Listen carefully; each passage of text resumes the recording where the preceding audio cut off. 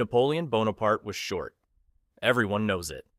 The guy was practically a pocket-sized military dictator, mocked relentlessly by his enemies for being barely taller than his own hat. Cartoonists had an absolute field day with it. It became one of history's most repeated, most confidently stated facts. Sounds completely believable, right? But here's the truth. Napoleon wasn't short at all. He stood around 5 feet 7 inches, which was perfectly average for a Frenchman in the early 1800s. So where did the whole tiny emperor story actually come from? That's where it gets interesting, and Napoleon is just the beginning. So here is what actually happened. The confusion started with a basic unit conversion error that nobody bothered to check. Napoleon's height was officially recorded as 5 feet 2 inches in French units. The problem is that a French inch and a British inch are not the same measurement. A French inch, called a pouce, was actually longer than its British equivalent. Run the conversion properly, and Napoleon comes out at roughly 5 feet 7 inches in the measurement system Britain and America were using. That made him taller than the average French soldier of his time, not shorter. He was not some tiny figure lost in a crowd.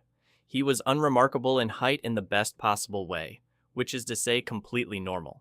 His personal physician recorded his height the same way. Other contemporaries who met him in person described him as well-built and average in stature. Then came the propaganda, and this is where things get interesting.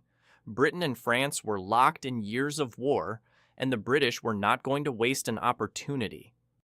A caricaturist named James Gillray became famous for drawings that depicted Napoleon as a small, furious, almost childlike figure, barely reaching the waist of a towering William Pitt, throwing tantrums across maps of Europe.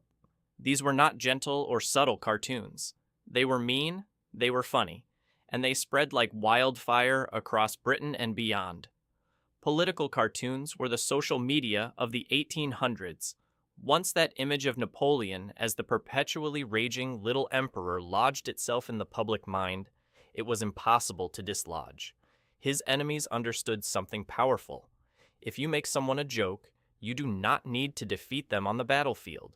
The cartoon Napoleon became more famous than the real one, and that version of him was very, very small. There is one more piece that sealed the myth permanently. His own soldiers called him Le Petit Caporal, the Little Corporal. It sounds like evidence of his short stature, but it was actually the opposite. It was a nickname of deep affection, the kind of informal title troops give to a commander who eats with them, jokes with them, and leads from the front rather than the rear. Armies develop their own languages of love for the people they follow. The Romans did it. The British did it. Being called the Little Corporal by the Grande Armée was closer to an honor than a description. It had nothing to do with his physical height, but the nickname, the cartoons, and the measurement error all collided in the historical record, and the result was a myth so well constructed that it survived 200 years without serious challenge. He was simply not short. He was just very effectively mocked by people who knew a good image outlasts a good argument. The Great Wall of China is visible from space with the naked eye. You have probably heard this stated as fact, the kind of detail that ends an argument. The thing you say to win a pub quiz. It shows up in school textbooks in dozens of countries. There is something deeply satisfying about the image. This ancient civilization built something so colossal, it transcended the planet itself. Something you could look down at from the blackness of space and think, yes, humans did that. The idea makes intuitive sense. The wall is ancient. It is enormous. It stretches over 13,000 miles across northern China. Surely something that massive must be detectable from orbit. Sounds completely reasonable, right? But here is the truth. No human has ever clearly seen the Great Wall from space without a camera or optical aid. Not one astronaut, not one cosmonaut, not ever. The problem is not length. The problem is width. From low Earth orbit, the International Space Station sits at roughly 250 miles above Earth's surface. At that distance, the limit of what the naked eye can resolve comes down to width, not length. The Great Wall is, at its broadest, about 30 feet wide. Spotting something 30 feet wide from 250 miles up is geometrically similar to trying to see a single human hair from 2 miles away. The length of the hair is irrelevant. It is simply too narrow to catch the eye. By contrast, astronauts have spotted things like major highways, airport runways, and large reservoirs from orbit because those structures have enough surface area to reflect light visibly. It is also worth noting that the wall is not a single continuous structure. Large sections are crumbled, eroded, or simply gone. What tourists photograph today represents a fraction of the total length, mostly rebuilt during the Ming Dynasty. Chinese astronaut Yang Liwei became the first Chinese person in space in 2003, a moment of enormous national significance. He was asked directly whether he could see the Great Wall from orbit. He said no. He later said he did spot something he initially thought might be the wall, but when a photograph was taken and analyzed, it turned out to be a river. NASA has addressed the claim multiple times and reached the same conclusion. The verdict, across agencies and across decades, has been consistent. The wall exists, it is staggering in scale, but visible from space is not in its actual list of credentials. So where did this myth come from? It predates space travel entirely, which is the strangest part. In 1932, a man named Robert Ripley, the founder of Believe It or Not, wrote that the Great Wall was the mightiest work of man and could be seen from the moon. Not low Earth orbit, but the actual moon. That is roughly 239,000 miles from Earth. No human structure on this planet is visible from the moon under any conditions whatsoever. But Ripley had a massive audience. The claim sounded astonishing, and nobody was going to space anytime soon to disprove it. By the time astronauts actually made it up there, the myth had been in textbooks for decades, unchallenged and completely embedded. The Great Wall of China is one of the most extraordinary things humans have ever built. It spans centuries of back-breaking labor, competing dynasties, and the kind of human stubbornness that built something so large it altered the landscape of an entire continent. It did not need a fake superpower to make it impressive. It got one anyway. Sugar makes kids hyperactive. Every parent knows this. You do not bring the sugary snacks to the school party without expecting chaos. You watch children at birthday parties, wired on cake and soda, bouncing off walls at a frequency that seems physically impossible, and the connection feels obvious. They had sugar. They are now feral. You have probably enforced a sugar limit at a party at some point in your life, or watched someone else do it, quietly counting the number of cupcakes a child consumed like you were monitoring a chemical dose. Sounds like basic cause and effect, right? But here is the truth. There is no reliable scientific link between sugar and hyperactivity in children. Not one. More than a dozen double-blind studies have looked at this directly, including a comprehensive review published in the Journal of the American Medical Association in 1995, which pulled together the results of 23 separate controlled trials. The conclusion was clear. The researchers were not finding a small effect that could be argued over. They were finding no effect at all. Sugar does not cause hyperactive behavior. Not in children with attention disorders, not in children without them. The effect is simply not there when you control for everything else. The numbers were not even close. So what is actually happening at the birthday party? The answer is the placebo effect, but applied to the parents rather than the kids. Researchers ran a study where they told one group of mothers that their children had been given a high-sugar drink and another group that their children had been given a sugar-free drink. In reality, all the children had the sugar-free drink. The mothers who believed their children had consumed sugar consistently rated their children as more hyperactive, even watching the exact same behavior as the other group. The sugar was imaginary. The hyperactivity was imaginary. The conviction was absolutely real. This is a textbook example of confirmation, bias meeting expectation. When you expect to see something, you see it. The children's actual behavior didn't change. The parents' interpretation of it did. There is also the simple fact of context. Children at birthday parties are surrounded by friends, games, balloons, presents, and the specific electricity of a room full of people celebrating. They would be climbing the walls regardless of what they drank. The sugar gets blamed because it is visible and it is there, but the real culprit is the party itself. Excitement, overstimulation, and the presence of 20 other excited children will do more for a child's energy levels than a slice of cake ever could. Back in the early 1970s, a researcher named Ben Feingold proposed that food additives and sugar were driving behavioral problems in children. His ideas got wide attention, parents latched onto them. Feingold's diet became a movement. Thousands of families restructured their meals around it. Pediatricians who pushed back were dismissed. The belief embedded itself deeply before the controlled studies caught up. By the time the science was clear, the myth was already a parenting gospel. You still hear it today at every Halloween, every Easter, every class birthday celebration. The sugar high is real in the sense that everyone believes in it. In every measurable, testable, reproducible scientific sense, it simply is not. Dogs see only in black and white. You have probably heard this one your whole life, maybe even repeated it confidently to someone else. The image is clear. Your dog navigating the world in a grainy, colorless film, a permanent old movie, everything reduced to shades of gray. Sounds genuinely kind of sad, right? Your dog staring out the car window at a field, seeing nothing but a washed-out gray blur.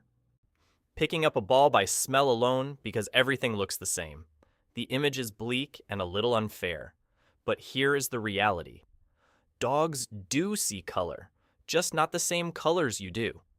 The science comes down to something called photoreceptors. Human eyes have 3 types of cone cells, which is what allows us to distinguish the full range of color we experience. Dogs have 2. That single difference changes everything about how they perceive the world around them. In the technical language, that makes them dichromatic, meaning 2-color channel vision, compared to our trichromatic 3-channel version. What that translates to in practice is a world that is mostly blues and yellows. Dogs see those shades reasonably well. Where they struggle is the red-green spectrum. Those colors blur together into something closer to a muddy yellow-brown for a dog.